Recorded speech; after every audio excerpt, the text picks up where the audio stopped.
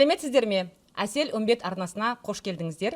Бүгін біздің тым бөлек подкастының бірінші шығарылымы. Құттықтап қойсаңыздар болады. Және де біз бүгін өте өзекті тақырыптардың бірін қозғайын деп отырмыз. Және де біздің бұл шығарылымның мәртебелі қонағы Аягөз ханым Проксима тіл орталығының негізін қалаушы, ағылшын тілінің мұғалімі. Қош келдіңіз.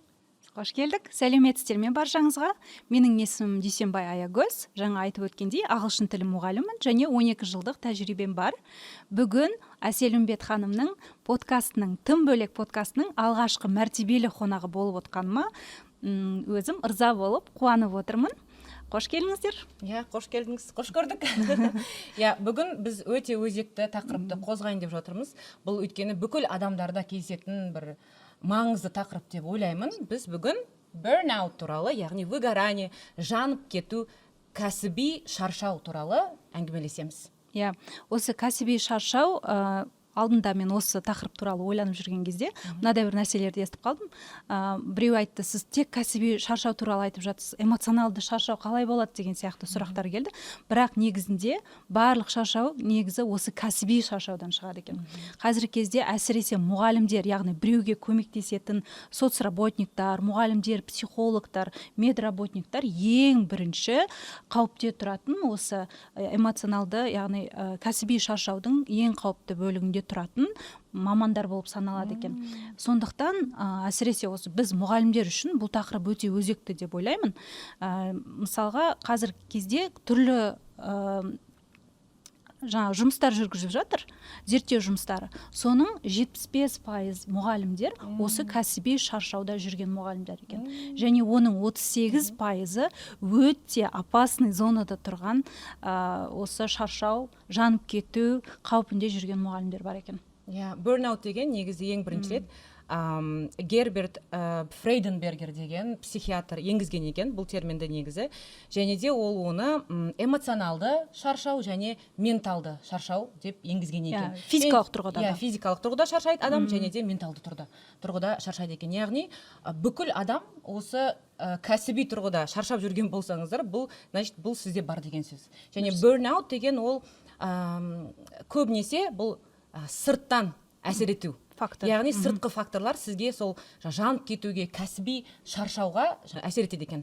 Бұл және көбісі бұл депрессия мен burnoutты бір нәрсе деп ойлап жатады, бірақ негізі депрессия ол кәдімгі аурулардың ішіне енгізілген, ал выгорание, жаңағы burnout дегеніміз ол негізі аурулардың ішіне әлі кірмеген екен. Бірақ жаңағы депрессия ол көбінесе ішкі факторлар әсер етеді депрессияға түсу үшін, ал burnoutқа көп жағдайда оказывается сыртқы факторлар әсер етеді екен.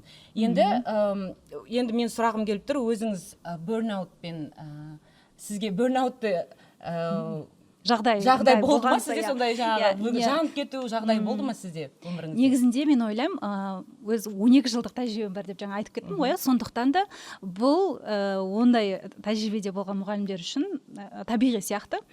Және кеше жақында ғана біз конференцияда болдық қой, сол кезде де көптеген мұғалімдер осы burnout туралы айтқан болатын, есіңізде ма? Көздерінен жас көрінді ғой. Кәдімгідей выгорание бар ма десек, выгорание бар деп кәдімгі көздерінен жас аралып тұрды. Сондықтан бұл көпшілік мұғалімдердің қазіргі ең өзекті мәселелерінің бірі деп ойлаймын. Сондықтан менің де басымнан өтуі ол табиғи нәрсе. Қалай өтті, қалай болды, соны айтып берсеңіз? Басында негізінде бізде жаңа консервативті тәрбие болғаннан кейін біз онда burnout, жаңағыдай жанып кету деген нәрсе біз үшін не ол, әшейін ойынан құрастырып алған нәрселер ғой, еркен адамдардың деген сияқты сондай ой болды да. Бірақ кейіннен қазіргі кезде жаңағыдай осының барлығын біле келе, көзіміз ашыла келе деп айтайын. Шынымен де сондай кәсіби шаршау менің бойымнан да, басымнан да кешірілген нәрсе екенін түсіндім. Көзім жетті оған. Мысал ретінде жақында ғана болып кеткен бір ситуацияны айтып кетейін. Мен екі жақтап жұмыс істеп жүрдім да, яғни офлайнда, онлайнда, яғни өзіме деген бөлек уақыт, өмірлік баланс менде болмай қалды. Сол кезде мен кәдімгідей шаршауды сезіндім. Яғни ол тек физикалық тұрғыда емес, физикалық тұрғыда суббота күні, сенбі күні тек қана диванда жатып, ешнәрсе істемей, тек қимылдамай, ешкімді көрмей, солай ешкімді естімей, солай жатқым келетін жағдайлар болды. Бірақ мен ол кезде оны түсінбедім, просто мен физически шаршаған шығармын деп ойладым. Бірақ жаңағыдай уже сабақты өткен кезде де онша қатты қызығушылығым болмай, кәсіби тұрғыда мен қалай ондай дәрежеге түсіп кеттім деп сол кезде түсіне бастадым да, значит бір нәрсе не то деген нәрсені да. Сол кезде жаңағыдай уже зерттей бастадым, неге бұндай болып жатыр, сол кезде burnout екенін түсіндік. Одан кейін барып бала жағамыздың бәрін қолға алып, өзімнің бұрыннан армандап жүрген, оны сіз де білесіз, Әсел Серіковна, менің арманым не еді, сол яғни шетел көру, ағылшын тілін не үшін бастаған едім өзін, яғни шет елдерде көру, жүру, солай арманы болған. Сол арманды орындадым, яғни балаларымның барлығын алып Турцияға қыдырып келдік, яғни миды толығымен демалдырып, физикалық тұрғыда да полный демалып, өзімді шығарып алдым десем болады. Вау, супер. Ал енді сіз де мұғалімсіз ғой, сіздің де уже 10 жылдан көп тәжірибеңіз бар. Сіздің де бойыңыздан өткен шығар бұл жағдай. Әсіресе мысалға біз енді офлайнбыз ғой, кішкене біздің қасымызда әріптестер болады, құндылығы бір, жаңағы несі көзқарасы бір, қасымызда әріптестеріміз бар, олар бізді кішкене көңіліміз түскен жағдайда қолдап жібере алады да, кішкене оңайлау бізге. Ал сіз енді онлайнда жүрген мұғалімсіз, сізге бір өзіңіз болғаннан кейін, енді онлайн экранның ар жағында әріптестер жоқ. Сол кезде сізге мүлдем қиын болған шығар деп ойлаймын да. Сізде болды ма ондай жағдай? Негізі бұрындары, осыдан 10 жыл бұрын, 15 жыл бұрын, біреулер айтатын, выгорание болдым, шаршап кеттім жұмыстан. Мен айттым, сендер шаршасаңдар жұмыстан, сендер, значит, өздерінің жақсы көретін мамандықтарымен жұмыс істеп жүргенсіңдер. Увольняйтесь деп айтатын тұғым ғой. И мен ойлайтын тұғым, бұл нәрсені мен ешқашан сезінбеймін деп. И осы во время пандемии, примерно сол 2019-20 жылдары онлайн оқитын адамдардың саны көбейіп кетті. Бұрында да менде көп болатын студенттер. Бірақ соның бірі мен. Пандемия кезінде одан сайын көбейіп кетеді ғой. И менде получается мен күніне бір 15 сағат 15 группа бар, получается, менде. Оның ішінде еще жеке сабақтар бар. До такой степени нагрузка көп болды. И еще плюс менде жаңағы Фариза, Жанна тичерлар бар маған көмектесетін. Соның өзінде менде жаңағыдай нагрузка өте көп болды. Мен онан май өтті, уже жаңағы жаз келе жатқан кезде мен ойлай бастадым. Все, мен шаршадым. Уже ана студенттердің түрлерін көргім келмейді. Амал жоқтан, hello деп күліп сабақ бересің. Бірақ уже ана до такой степени шаршағандықтан әрең отырасың ғой, сабақта әрең отырасың, бүкіл 100% көрсетпеуге тырысасың. Сөйтіп өзімді басып жүрдім. Выгорание жоқ менде бәрі жақсы, менде супер. Мен просто шаршап қалдым, мен ұйықтауым керек деп сөйтіп жүрдім да. Бірақ ол нәрсе все-таки оказывается түбінде бәрібір нәрсеге әкеледі екен. Выгораниемен мен күрескен жоқпын. Выгорание жаңағы short term болады, жаңағы ұзақ уақытқа созылмау керек екен негізі выгорание деген. Егер ол ұзақ уақытқа созылып кетсе, ол уже депрессияға айналып кетеді екен оказывается. Сізде знактар болды, бірақ сіз оларды игнорировать еткенсіз. Игнорировать етемін ғой. Сөйтем да, сол кезде жаңағы май уақытында, майдың соңында, июньде мен бетім бәрін аллергия басып кетеді ғой, представляете? Бетімнен бет қалмайды. Ана жерде мен деген блогермін. Еще жаңағы сабақ беру керекпін. Ана деген бетім қып-қызыл кәдімгідей аллергия болады. Енді ол жердегі прям депрессияға прям шақ қалдым менде кәдімгі ана жерде. Мен деген оны сіздер көрген жоқсыздар, білген жоқсыздар, мен бетіме тоналканы ұрып алам, көрінбесін деп, фильтр қосып қоясың Zoom-да. Сонымен әдемі hello, how are you doing деп сабақ өтесің.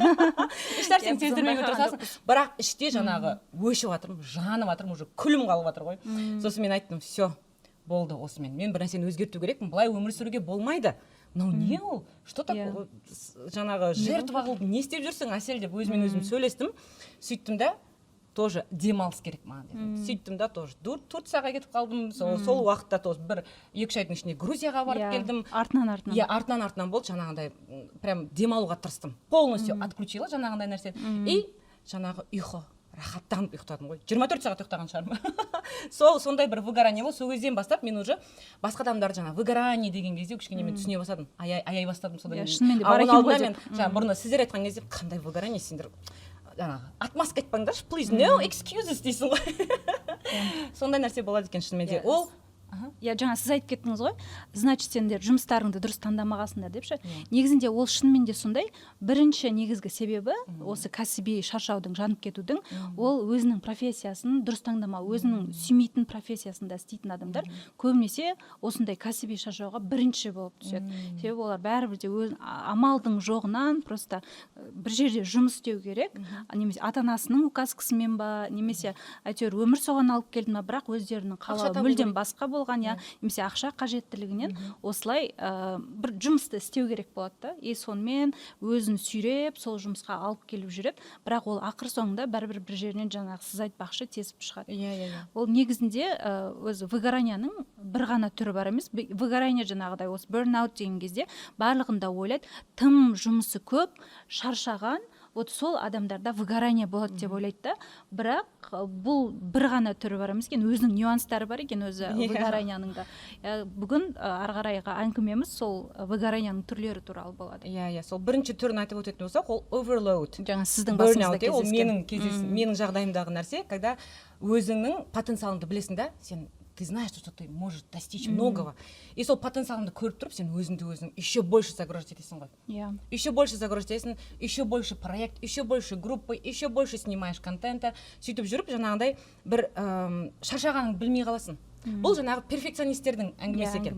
Бұл осы типте, осы үш адам осылай, осы үш типтің бірі жаңағы overload burnout, яғни ол адам до такой степени перфекционист, барлығын 100% күшті істегісі келеді, и өзінің потенциалын біледі да, соны жаңағыдай еще больше өзін загружать етеді жұмыспен, нагрузка үлкен болады. Одан бөлек, мысалға, бұл перфекционисттер бір жағынан қарасақ, бірақ екінші жағынан ақша қажеттілігі дедік қоя. Сондықтан мысалға мектеп жағынан айтатын болсақ, бізде бір ставка деген ол 16 сағатта, 16 сағатқа қазіргі кездегі айлық ол жетіспейді. Сондықтан барлық мұғалімдер 1,5 немесе 2 ставка алып алады, ол деген 24-27 сағат болады. Сол кезде олар азынан кешке шейін тоқтамай жұмыс істеу керек болады. Ол кезде качество страдает.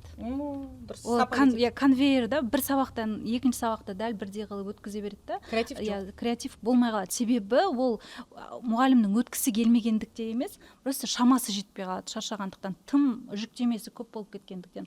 Сондықтан да бұны жаңағыдай белгілері болған кезде сразу сонымен күресу керек. Сосын бұл жерде тағы да бір айтып кететін нәрсе, бұл өзінің кәсібін өте қатты сүйетін адамдарда кездеседі бұл нәрсе. Сосын ол до такой степени өзінің кәсібін сүйгендігі соншалықты ол қарамайды.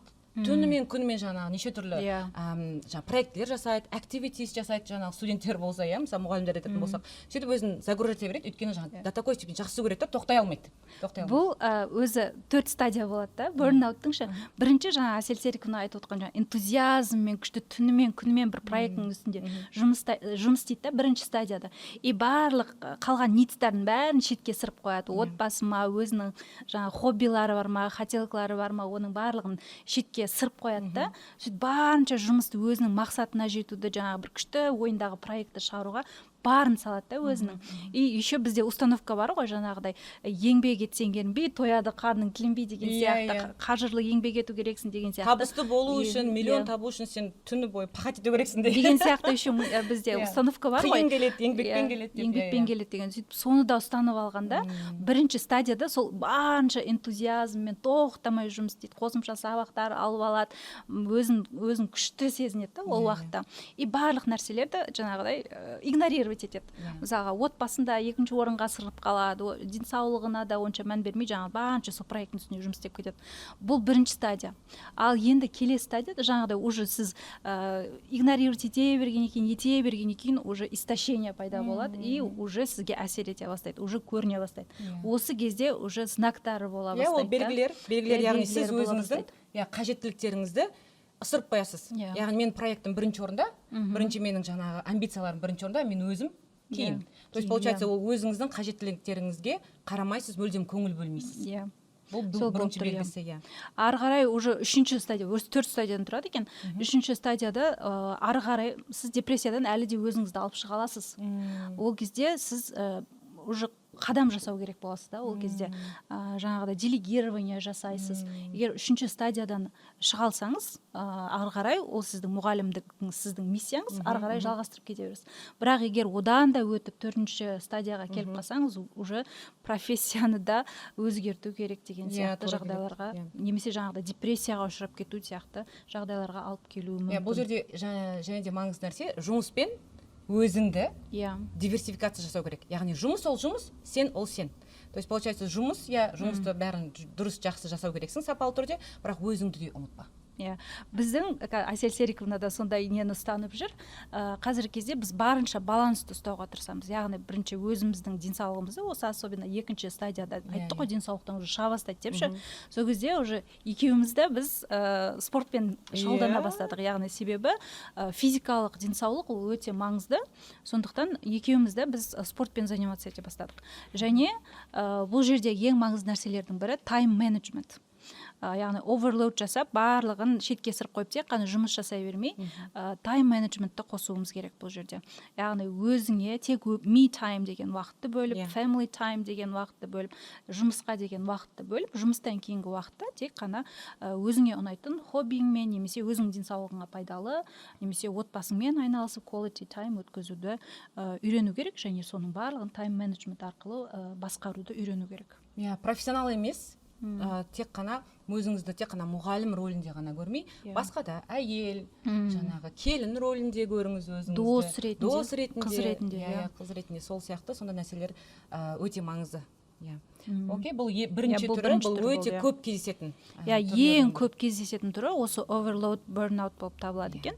Және бұны көбісі біледі негізінде, бұл естіп жүрген. Ал енді екінші түрін естісеңіздер, көбіңіз таңғалуларыңыз мүмкін. Себебі бұны естіген кезде бұл burnoutты негізі мен де басынан өткергем. Сондықтан бұл туралы білген кезде, менде сол түрі болған екен ғой деген сияқты көзқарас пайда болды. Екінші түрі ол under challenge burnout. Бұл өте қызық. Бұл жерде мысалға қолынан іс келетін, алдына көптеген мақсаттарды қойып қояды да, мен соны істеймін, мынаны істей аламын деген сияқты мақсаттарды қойып қояды да, бірақ соған жету үшін ол тіптен аз нәрсе істейді. Яғни бұл жерде наоборот ана жерде көп жұмыс істеп шаршап қалған болса, ал бұл жерде аз нәрсе істеп өзіне көңілі толмау пайда болады. Сол көңіл толмаудың арасында өзін басқалар недооценивать етеді, немесе мен мысалы сабақтарым аз, маған оқушылар аз келеді деген сияқты, сондай неден кейін адамда жаңағыдай мотивация жоғала бастайды. Бұл under challenge дегеніміз сол түріне жатады екен. То есть получается сіздерде жұмыс аз. Жұмыс аз болса да сіздер жанып кетесіздер, жұмыс көп болса да жанып кетесіздер. Егер де мысалы, бірақ ол жұмыстарыңыз неге сосын жаңағы бұл under challenge burnout-ты бастан кешірулеріңіз мүмкін, өйткені сіздерге жұмыстарыңыз қызық емес болуы мүмкін, boring болуы мүмкін, монотонны, күнде бір нәрсені жасай бересіздер, бір қызық жоқ. Және де ол өздеріңізді соның арқасында сіздер төмен бағалауларыңыз мүмкін. Төмен бағалауға алып келеді. Одан кейін ол жерде дамуға жол жоқ. Бұл жерде еще ойлайды да, бұл жақта маған біреу сондай жағдайды жасап беру керек деген сияқты сондай күтеді. Бірақ ол жерде соның белгілерінің бірі сол. Яғни менде қазір бір assignment жоқ, оған сол керек та, сондай нәрсе болса екен деп күтеді ол. Қандай да бір челленджтар болса екен, маған бір күшті бір assignmenттар болса екен деп көптеу тапсырма беріңіздер. Көптеу тапсырма беріңіздер деп күтеді та, біреуден күтеді. Яғни ол өздік жағынан шықпайды. Немесе жаңағыдай мектепте немесе басқа бір орталықтарда жұмыс істейтін болса, басшылықтан күтеді. Бізге осындай бір күшті дамуға, сондай бір жағдай жасаса екен деп, бізде жағдай жоқ деп налитын мұғалімдердің қатарына осы under challenge burnout-пен ауыратын бастан кешіріп жатқан мұғалімдер айтады екен. Негізгі белгілері жаңағы сіз көп тапсырма қажет етесіз. Маған тағы да тапсырма беріңдерші, мен тағы да проект беріңдерші, мен мынаны істеуге дайынмын, бірақ сізге әкімшілік немесе бастығыңыз ол мүмкіншілікті бермейді. Өкінішке орай. Бермейді деп сіз күтіп отыра бересіз. Сіз күтіп отыра бересіз. Бермейді маған да. Дамытпайды, вообще маған еш нәрсе үйретпейді деп солай отыра бересіз. Бұл сол жаңағы өзіңіздің қазіргі ситуацияңыз бір өзіңізге мешать еткендей көрсетеді. Маған осы нәрсе мен дамытпай жатыр. Осының кесірінен мен өспей жатырмын, миллион таппай жатырмын деген сияқты. Басқалар тауып жатыр деген сияқты сондай бір ой кетеді. Бұл жерде енді не істеу керек? Мысалға, біз under challenge болып тұрмыз, бізге бір чалленджтар керек, біз қызық нәрсе бір нәрсе керек болып тұрады.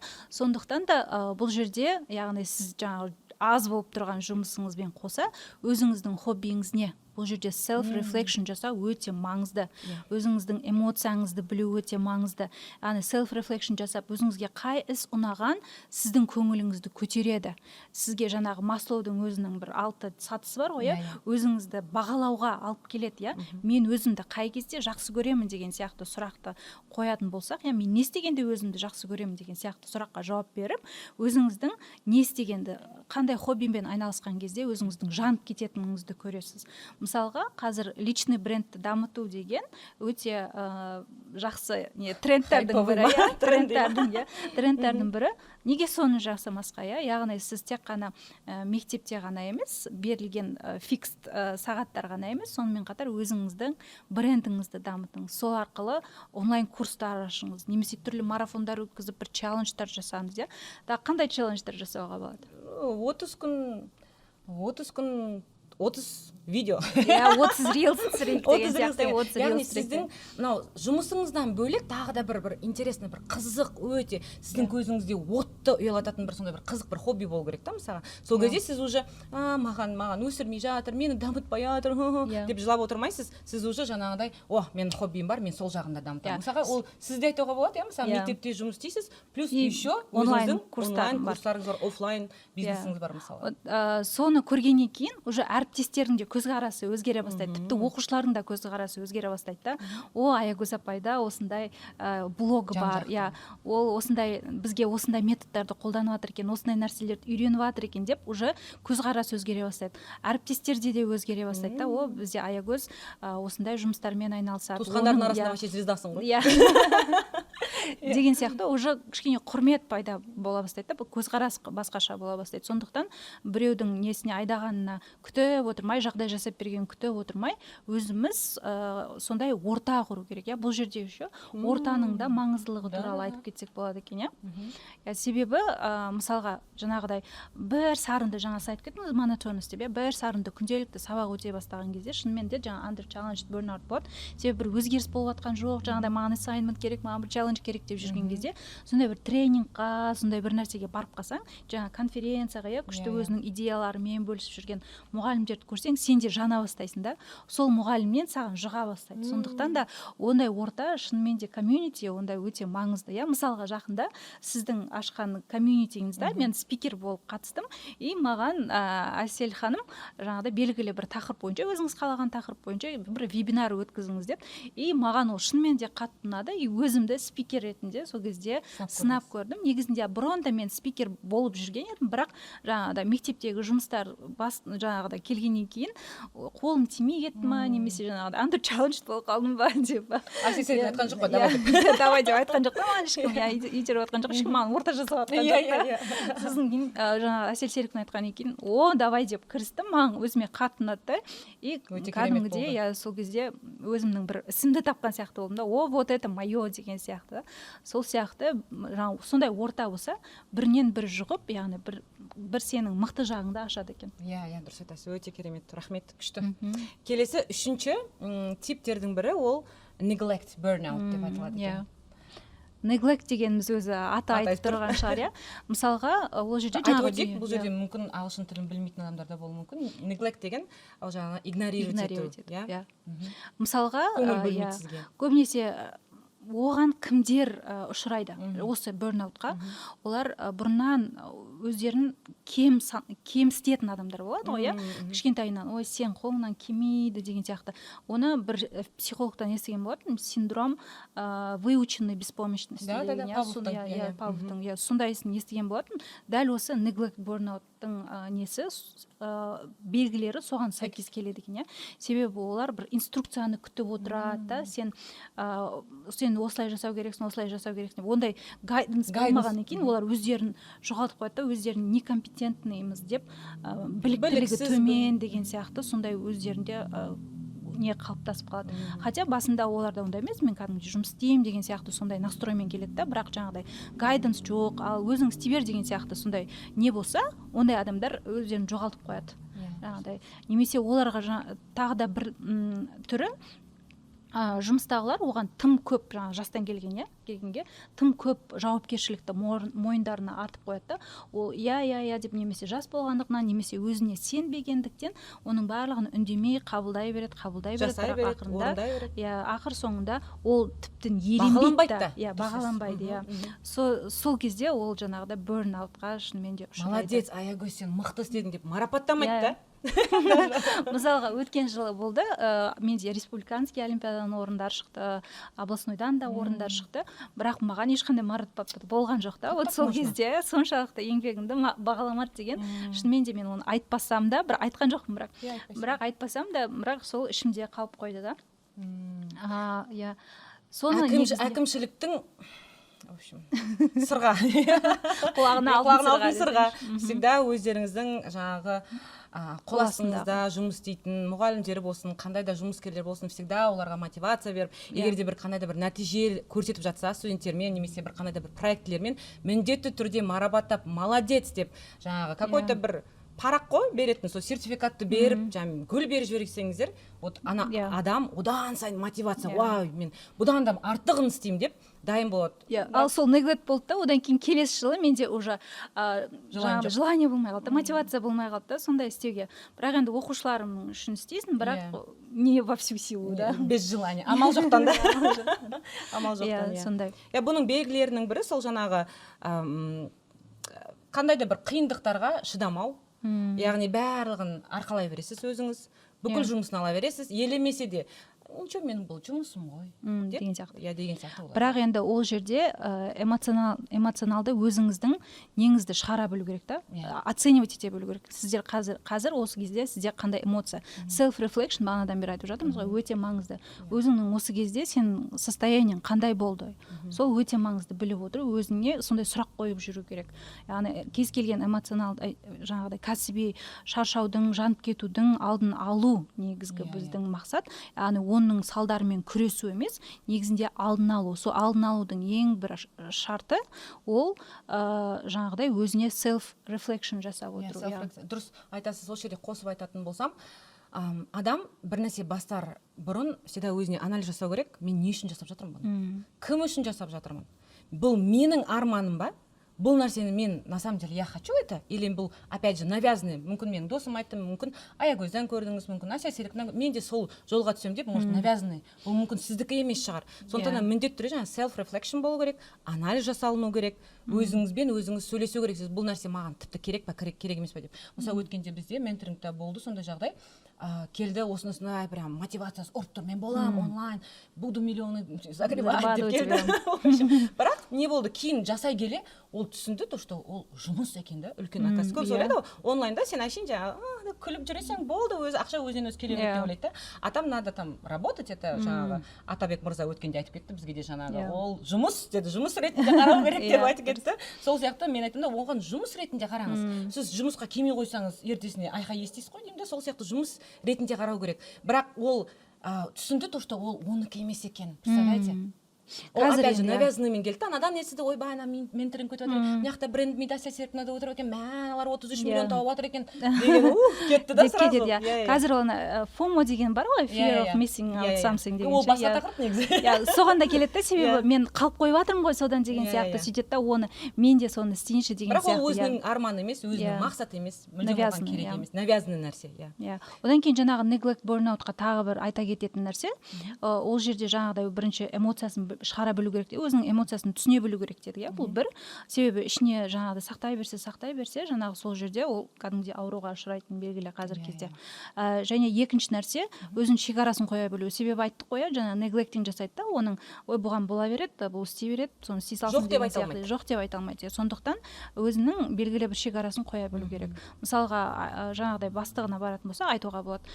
Сіз менің осындай проектті күштілеп жасап шыққанымызды қалайсыз ба? Онда мына келесі жұмысты басқа біреуге бөліп берсеңіз, мен осыны күшті результатқа алып шығатын едім деген сияқты сондай әдемі әңгіме айту арқылы, запрос жіберу арқылы, бастығыңызбен ашық әңгімелесу арқылы соны шешуге болады. Енді мына жерде сұрақ болып тұр, Атабек мырза, осы біздің әңгімемізді тыңдап отырсыз, сізде осы 3 типінің біреуі кездесті ме? Выгорание деген негізі ер адамдарда бола ма? Негізі өте көп болады. Бала кез болғанда қалай 18 жастан кейін байқадым да ол затты. Менде мынандай болатын, үйден шықпай қою, ешкіммен араласпай, аяқ асты. Мен оны ойлайтын, менде бұл қалыпты жағдай, нормально. Потом мен түсіне келдім да, күресу қашан басталды бұл затпен. Күресу, мен оны жақында ғана байқадым, онымен күрескенімді. Менде нормальный машина мінгім келді, а дальше маған біреу алып бермейді, мен кредитке алдым. Ақша табу керек. Одан кейін үйлендім, ол да ответственность, потому что бір отбасының жауапкершілігі мойнымда. И мен үйленіп болған соң уже кәдімгідей қайталанып отыр ғой эмоциялар. Баяғыдай выгорание кіру, и мен кремде уже шығатын кодты қаттырақ іздей бастаймын. И жаңағыдай потом анализ жасай келе түсіндім да, что менде эмоциональная шкала очень большой. Бәрімізде көп та. Мысалы, күнделікті Инстаграмның өзінде Reels 10 секунд болса, бір күнде миллион Reels қарайсың, ішінде мыңы жылатады, мыңы күлдіреді, эмоциялар қатты ойнап кетеді. Еще мен бір затты жаңағыдай бір ай күніге қайталасам, одан даму болмаса, бір зат элементарно қайталанса, менде выгорание басталады. Монотонность. Потом байқаймын, өз-өзім жек көру пайда болады. Бұл кезде күресу менде қазір оңай, максимум 2 апта, 1 аптада шығып кетемін, потому что элементарный зат бар, уақытылы ұйықтау. Енді менде түнде идея жазу, бірдеңе ойлап табу. Түнде келеді ғой мықты идеялар. Күндіз андай ғой, күндіз мида да, ортада да шум көп. Біз ұмытып кетеміз проблемалардың көбін түнде жаттарда, типа, не істеп жатсың деген сияқты. Анализ жасаймыз. Иә. И осыларда мен просто аз ұйықтасам да азында ерте тұру, фитнеске барам, сосын өзіме алғыс білдіру, ұмытып кетемін да, потому что кредиттің күні келе жатыр, семьяның family day деп жатыр. Хотя family day'ді мен всегда андай качественный бір мықты ужин жасадым, ол бәрі ақша да. Демекте енді бас жауапкершілік ол внимание и ақша. Сонымен күресіп жүрген кезде өзімді ұмытып кететін кез көп болады. Сөйтем да андай өзім ұнатсам да ұнатпасам да қарап жүретін брендовый магазиндер болады. Элементарно Шоқанға барам да, 300 мыңға капитал аламын, айнаға қараймын да, красавчик, теперь надо заслужить, давай, топить, короче. Мотивация шығады да, содан мотивация шығады. Вау, керемет, өте маңызды нәрселер айтылды. Алғыс білдіру, жаңағы алдын алу үшін, жанып кетудің, кәсіби шаршаудың алдын алу үшін өздеріңізге алғыс білдіруді, немесе жаңағы Құдай деп жатамыз, Құдайға благодарность, алғыс білдіруді ұмытпаймыз, шүкіршілік етуді ұмытпаймыз, өте маңызды. Және де екіншісі өздеріңізге өздеріңіз жаңағындай сыйлық жасау өте керемет, мне кажется. Ол әйел адамдарда көп кездеседі, мысалға әдемі көйлек киіп, жаңағыдай қымбат, особенно сондай кисе, өзіңді бір басқаша сезінесің да, өзіңді әйел адамдарға әсіресе өзін әдемі сезіну өте маңызды. Сондықтан да мұғалімдерге, әсіресе әйел мұғалімдер болсын, ер мұғалімдер болсын, жаңағыдай өзіне қарауға, жаңағыдай self-care time міндетті түрде қажет деп ойлаймын. Өте маңызды, рахмет. Енді жаңағы айтып кетті. Қорытындылап өтейік кішкене, енді жаңағы алдын алу үшін не істеу керек? Біз конкретно қазір қадамдарға келейік, не істеу керек? Мысалы, біз өзіміз сездік, белгілерін көрдік, енді не істей аламыз? Менің айтатыным ол ұйықтаңыздар, уақытылы ұйықтаңыздар. Мен өзімнің проблемам осы ұйқы. Сондықтан соны айтып жатыр. Мен сразу соны айтамын. Ертерек ұйықтаңыздар, Ал мен тайм-менеджментті ұстанатын адам болғаннан кейін, одан кейін үйдегі балаларға да әсер етеді. Егер мен кешке дейін жүрсем, олар да солай жүреді. Сондықтан мен жаңағыдай 11-де сабағым бітті ма, онлайн сабағым, содан кейін сразу балаларды да, өзім де солай ұйықтауға тырысамын. Себебі азында ерте тұрамыз да, 6-да, 7-де уже тұруымыз керек. Сондықтан күнделікті 7-8 сағат ұйқы деген біз үшін өте маңызды. Күнмен жаңағыдай quality sleep болу керек. Quality sleep. Менде өте quality sleep болады. Мен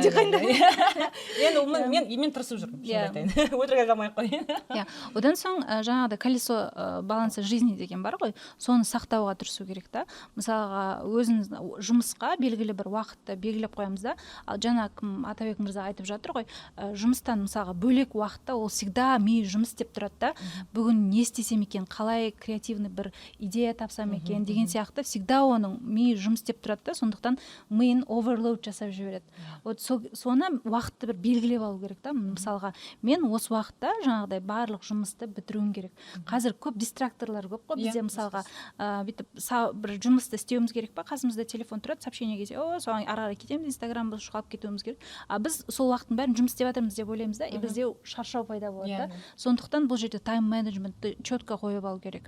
Мысалы қазір жұмыс істеймін ба, quality time енді тағы да бұл жерде себебі мысалы 10 мен 12-ның арасында мен еш нәрсеге алаңдамай жұмыс жұмысымды істеймін, бір проект па, сол проектті аяқтаймын, телефон бәрін жинастырып қою керек та, вот тек сол уақытта жұмыс істеу керек, басқа ешқандай или дистракторларға. хотя бы помодоро техникасын қолдану керек. 25 минут жұмыс істейсіз, 5-10 минут демалып аласыз, одан кейін келесі 25 минут. Бірақ кейде жаңағыдай проектілер болады, үзбей отыру керек болады, полный концентрацияны, ол кезде тоже жаңағыдай уақытты бөліп алу керек та, 2 сағат, қазір азанда 2 сағат жұмыс істеймін, одан кейін тағы бір түстен кейін күшті уақыт бар екен, ми қатты жұмыс істейтін уақыт бар екен, 3 пен 5-тің арасында. Вот сол кезде де тағы да сол 2 сағат жұмыс істеймін. Сөзіңіз аузыңызда бір нәрсені еще қосып кетейін. Бір нәрсе бар екен, адам өзінің қай кезде, күндіз ба, түсте ма, түнде ма, қай кезде продуктивный екенін біліп алу керек екен. Өйткені мысалға мен таңертең вообще сабақ қоймаймын ғой. Таңертең мен вообще жұмыс істей алмаймын. Мен это было у меня такое 1-2 жыл бұрын, менде онда сабақ беруге тура келді. Мен көзімді тырнап ашып, сірке қойып отырдым сабақта. Күліп отырасың амал жоқтан. Сондықтан мен қазір оны түсінген, өзім басымнан өтті ғой, жаңа выгорание деген нәрсе. И қазір мен мысалы таңертеңгі уақытқа мүлдем жұмыс қоймаймын. Жұмыстарымның барлығы түстен кейін басталады. Кешке болса вообще көзім жайнап кетеді. Сондықтан да өзіңіз қай кезде продуктивныйсыз, сол нәрсені байқап біліп алғаныңыз дұрыс. Соны жаңағыдай уақытыңызға сәйкестендіріп қою керек. Сосын тағы да бір маңызды нәрсе, жаңа жарысу туралы айтып кетейін бұл жерде. Біреумен жарысудың қажеті жоқ. Өзіңіздің бастамаңызды біреудің орта жолымен немесе біреудің Б точкасымен немесе С точкасымен өзіңіз А точкада болып қатты салыстыра бермеңіз. Өйткені ол да выгораниеге алып келеді. Өйткені сіз хотите сразу С точкаға барғыңыз келеді, бірақ әлі сіз қаншама жол өту керексіз ана С точкаға бару үшін да. Сондықтан да жарысу дегенді кішкене қысқарту керек, кішкене де болса осознанный жаңағы жұмыстар, қадамдар жасалыну керек. Жаңағы бұл жерде жаңағы екінші неге байланысты ғой, анау under challenge деген кесеші. Сол кезде өзім жаңағы хоббимен айналысып жатырмын деп айттық қой енді. Бірақ сразу жаңағыдай үлкен жетістікке жетіп кетемін деп ойламау керек та. Яғни барлығы кішкентай шагтар арқылы, қадамдар арқылы, baby steps, дұрыс айтасыз. Baby steps арқылы big resultsқа жете аламыз. Одан соң жаңа айттық қой, өмірлік балансты дұрыстау керек и фокусты дұрыс қоя білу керек. Мысалға, қазір әртүрлі нәрсе бар ғой, Инстаграмда анаған қызығады, мынаған қызығады да, сөйтіп расфокусировка кетеді. Мен жаңағыдай менеджмент, SMM, мобилограф, немесе тағы бір нәрсе боламын деп қызығушылық, қандай курстың оффері күшті болып кетеді да, мысалға, осы ақшадан миллион тауып кетесің деген сияқты сондай офферлар, go to клише деп кешеді конференцияда айтылды ғой, сондай клишелерға ілініп қалып, әр жаққа фокусировкасы өзгеріп кетуі мүмкін. Бірақ ол расфокусировка тоже көмектесуі мүмкін. Өйткені мысалы мен өткенде тоже әріптестермен сөйлескен кезде сол конференцияда былай айтты, мен қазір өзім мұғаліммін деді, мектепте дейді, еще плюс мобилограф болып жұмыс істеп жатырмын дейді. И маған мобилограф болған өте қатты ұнайды дейді. Ол жаңағыдай хоббиін тауып алды деген сөз ғой, яғни тек қана under challenge болмайды да, сол кезде тек қана өзінің бір несі ғана емес, monotonous life, work stuff емес, сонымен қатар өзінің хоббиін тауып, басқаша бір қырынан жұмыс істеп, өзінің хоббиімен айналысып жатыр. Опять же, бұл жерде бір нәрсе бар, өте маңызды бар. Бұл выгораниеден кейбір адамдар, менде мысалға өзімде потенциал бар да, өзім шыға аламын. Жаңа выгораниеден. Бірақ кейде болады адамда ол нәрсе болмайды. Қиын болады. Адамның өзі алып шығу сол выгораниеден немесе одан кейін ол выгорание депрессияға түсіп кетсе, ол өзін мүлдем тастап жіберуі мүмкін. Депрессияға қатты түсіп кетуі мүмкін. Сондықтан да бұл жерде егер де выгораниеден өзіңіз шыға алмайтын жағдай болып жатса, соны сезетін болсаңыз, онда маманға жүгіну керек болады. Психолог немесе психиатрға негізі барып, кәсіби ақыл кеңес алған дұрысырақ. Бірақ біздің жағдайымызда біз енді өзіміз алып шықтық. Барлығымызда, Сол, яғни осындай белгілерді көретін болсақ, жаңағыдай игнорировать етпей, бұндай burnout деген жоқ деп жүрместен, барлығын сол белгілер келді ма, сонымен күресу керек. Алдын алуға тырысу керек.